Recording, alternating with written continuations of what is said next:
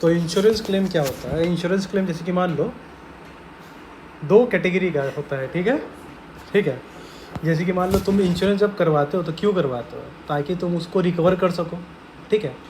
अब इंश्योरेंस हमारे यहाँ पे एक होता है तुम्हारा स्टॉक का होता है, प्रॉफिट का होता है, फिक्स्ड एसेट्स का होता है। ये किस चीज़ के पर्सपेक्टिव में होता है? बिजनेस के पर्सपेक्टिव में 3 प्रकार के इंश्योरेंस होता है, ठीक है? इसके अलावा भी और टाइप का इंश्योरेंस होता है, जैसे कि मान लो तुम्हारा ट्रांसपोर्ट इंश्योरेंस हो गया, सामान आ रहा है जा रहा है उसके लिए, ठीक है? फिर तुम्हारा लाइफ इंश्योरेंस हो गया। सिर्फ 2 ही टाइप का इंश्योरेंस होता है, एक होता है लाइफ और एक होता है जनरल। और ये जनरल के अंदर ये सारे कैटेगरी चले जाता है, ठीक है? लाइफ का हो गया वो ज़िंदगी के बाद। ज़िंदगी का क्या होता है? इंश्योरेंस नहीं होता है, एश्योरेंस होता है। जब इंसान मर जाता है ना, तो आप इंश्योरेंस का मतलब क्या होता है? आप जिस जिस स्थिति में थे आपको दोबारा उस स्थिति में ले आएंगे हम। इंश्योरेंस कंपनी का ये दावा है। तो इंसान अगर मर जाएगा तो क्या वापस लेके आएगा? नहीं ला पाएगा। इसीलिए लाइफ का एश्योरेंस होता है, इंश्योरेंस नहीं होता है। इंश्योरेंस शब्द जो है फेमस हो गया है बोल के हम लोग उसको नाम दे दिए।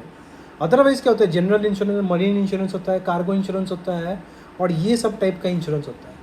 तो बिज़नेस में सबसे मेन इंश्योरेंस क्या होता है जो हम लोग का सिलेबस में है, वो है loss of stock, loss of profit, ठीक है?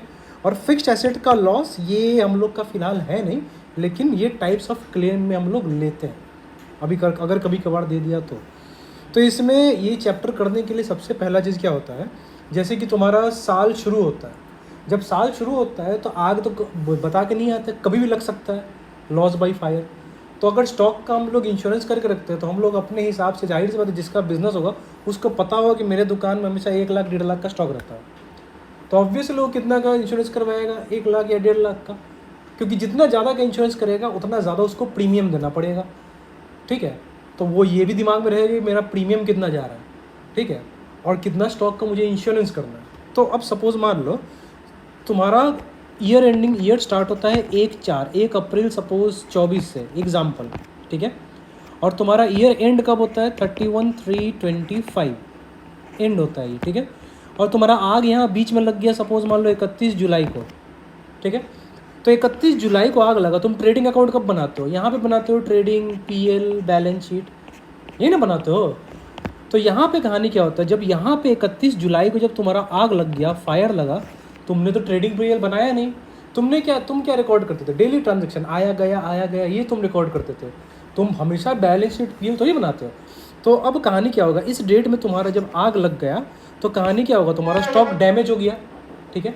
तो हमें ये पता करना है, इंश्योरेंस कंपनी को फाइल जब करेंगे तो हम लोग ये बताएंगे कि हमारा इस वक्त स्टॉक था कितना, ठीक है? तो इस वक्त स्टॉक था कितना, उसके लिए हम लोग क्या बनाएंगे?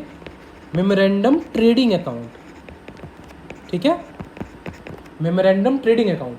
और जाहिर सी बात है हमारा प्रॉफिट का भी हमको पता नहीं रहेगा, ठीक है?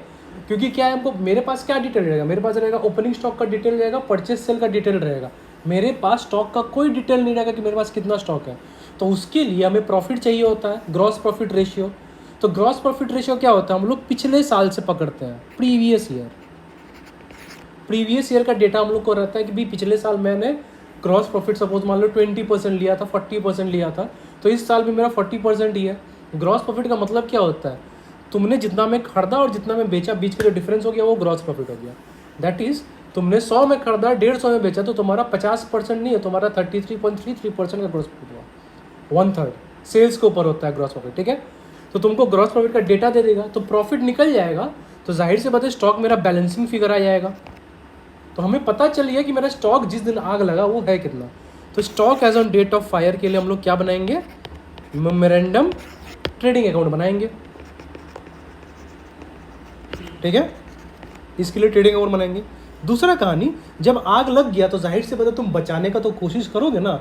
ऐसा नहीं कि हाँ इंश्योरेंस किया तो जल गया, तो जाहिर से बता तुम बचाने का कोशिश करोगे तो कुछ सामान बच जाएगा, लेकिन तो वो जल तो गया है। अब वो कहाँ बिकेगा? भंगार में बिकेगा। तो वो जो सामान बिकेगा उसको हम लोग क्या बोलते हैं? सैल्वेज वैल्यू बोलते हैं, ठीक है? अब सपोज मान लो तुम्हारा 1 लाख का अमाउंट है। 1 लाख का अमाउंट मतलब पॉलिसी अमाउंट, इसे क्या बोलते हैं? सम इंश्योर्ड। तुमने स्टॉक का 1 लाख रुपए का इंश्योरेंस करवाया है, और जब तुम्हारा आग लगा था उस वक्त तुम्हारे दुकान में 1,20,000 का स्टॉक था, तो इंश्योरेंस कंपनी क्या बोलेगा? इंश्योरेंस कंपनी का अगर मान लो तुम्हारा 1,20,000 का तुम्हारे पास स्टॉक था जिस दिन आग लगा, और तुमने 1,00,000 का इंश्योरेंस करवाया है और तुम्हारा 1,00,000 का ही नुकसान हुआ है, तो क्या तुमको 1,00,000 रुपये मिलेगा? नहीं मिलेगा। बोलेगा इंश्योरेंस कंपनी आपका 1,20,000 है तो आपको प्रोपोर्शनेटली हम देंगे। जो प्रोपोर्शनेटली देंगे उसे हम लोग बोलते हैं क्या? एवरेज क्लॉज बोलते हैं। ठीक है, सपोज मान लो तुम्हारा आग लग गया, कितना? 1,00,000 रुपये का सामान में आग लगा, ठीक है, और तुम्हारा stock as on date of fire कितना था? 1,20,000 था, ठीक है, और तुमको सैलवेज कितना मिला? सपोज कुछ सैलवेज मिल गया, ठीक है, और तुम्हारा सम इंश्योर्ड कितना है, क्लेम अमाउंट, तो उस हिसाब से हम लोग बैठाएंगे। तो पॉलिसी अमाउंट क्या होता है? ये सम इंश्योर्ड होता है। और देखो stock as on date of fire क्या होता है? That is called loss of stock. जिस दिन आग लगा, जैसे कि तुम्हारा 1,00,000 रुपये का सामान में आग लग गया और भंगार में सामान बेचने के बाद तुमको 10,000 रुपये में मिला, दैट इज सैलवेज वैल्यू तुम्हारा 10,000 है। 1,00,000 माइनस 10,000 मतलब क्या हो गया? This is your loss of stock. और इंश्योरेंस क्लेम तुमको कैसे मिलेगा? एवरेज क्लॉज के बेसिस मिलेगा, ठीक है। तो एवरेज क्लॉज क्या होता है? यही होता है loss of stock into policy का amount divided by actual stock. तुम्हारा लॉस कितना हुआ? 90,000 का लॉस हुआ, यहाँ पे हुआ ना। और तुम्हारा पॉलिसी अमाउंट कितना था? तुमने 1,00,000 का पॉलिसी करवाया था और तुम्हारा जिस दिन आग लगा उस दिन था कितना तुम्हारे पास स्टॉक? 1,20,000 का स्टॉक था। कुछ समझ में आया मैं क्या बोला? तो तुमको ये अमाउंट मिलेगा। This is called average clause. इसी को एवरेज क्लॉज बोलते हैं जो हम लोग निकालते हैं। समझ में आया?